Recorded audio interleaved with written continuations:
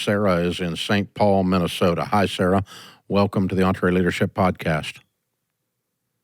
Yes, thanks for taking my call today. Sure. What's up? My husband and I own a small metal recycling company. We also provide some trucking services and sell heavy truck parts. We have 12 employees, and last year our revenue was $3.4 million. Wow. My question is, what should we be offering our current and future employees in terms of pay and benefits? I'm struggling with whether to offer health or dental insurance, and if I need to raise my current employees' wages if I start hiring the same job description with higher wages to bring people in. I don't think we should have to cover dependents until age 26 and our employees' poor lifestyle choices. And I'm just looking for advice on that in terms of if I need to be thinking differently. You're not required under Obamacare, the Affordable Care Act, to furnish health insurance because you don't have 50 employees. Correct. So you can just, now it's just down to an economic choice like it used to be before we socialized health care. So, but yeah, you're not required to do this. So you just got to decide what does it cost? So, have a health insurance company give you a bid of what it costs to furnish health insurance. And what we have done for years and still do a little bit, we furnish about 80, 90%, somewhere in there. So the employee, we might be paying $500 and they might be paying $50 for them to have health insurance in our case. Now, we're required to furnish it, obviously, with 1,100 team members. So, and it's a whole nother thing when you get into that. But in your case, you could just go to like a Blue Cross Blue Shield type thing and say, all right, what's it cost to cover these people? And they can give you a number, and then you can gather the team up. I mean, there's only 12 of them. Let's put them in a room and go, guys, okay, here's what it costs. We're willing to pay half of that if you're willing to pay your half. How many people want it?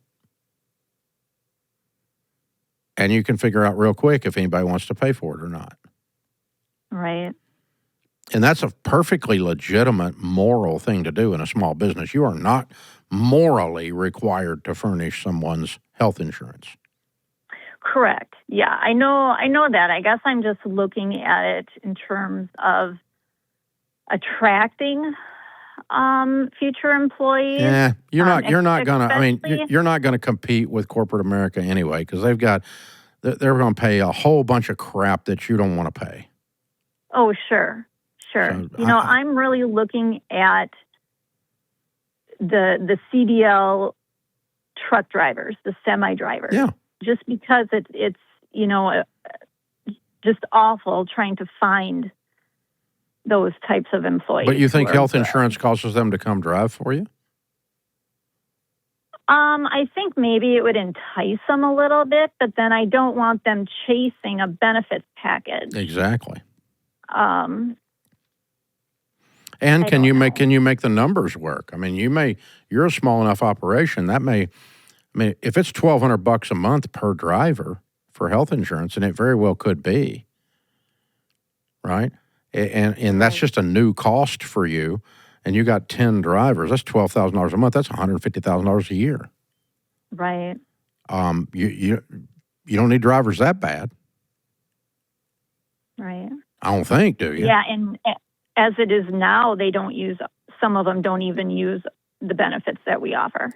Yeah, that'll always be the case. So, yeah. So that's what I mean by let them have some skin in the game. How many of you want health?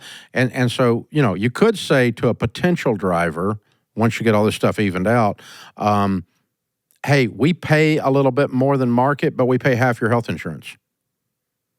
Our normal, our payroll, your salary for driving or however you're paid is better than market, but I only pay half your health insurance, and you pay the other half if you want it. If your wife works at corporate America and you can buy your insurance through her by being the spouse, Might be cheaper for you. Mm-hmm. And then you don't have to pay anything. Yeah. And so, yeah, I mean, we had in the early days, we were 50-50 here, and we've moved way up past that now. But it's just pennies now, hardly, that the employee pays. But I don't try to compete with corporate America. And here's the thing: if it takes, what's it take to hire a driver right now off the street? What's the rate? Anywhere from 25 to 27. Okay, let's call it $26 an hour. Okay, is that what you're saying? Yes. Okay, and you got people working there at 22. You're better off give them a raise and not let them leave than try to replace them. So, because they know what the street rate is, and they'll go take it somewhere if the difference, you're nice, but you're not nice enough for it to be a huge difference. They'll leave. So,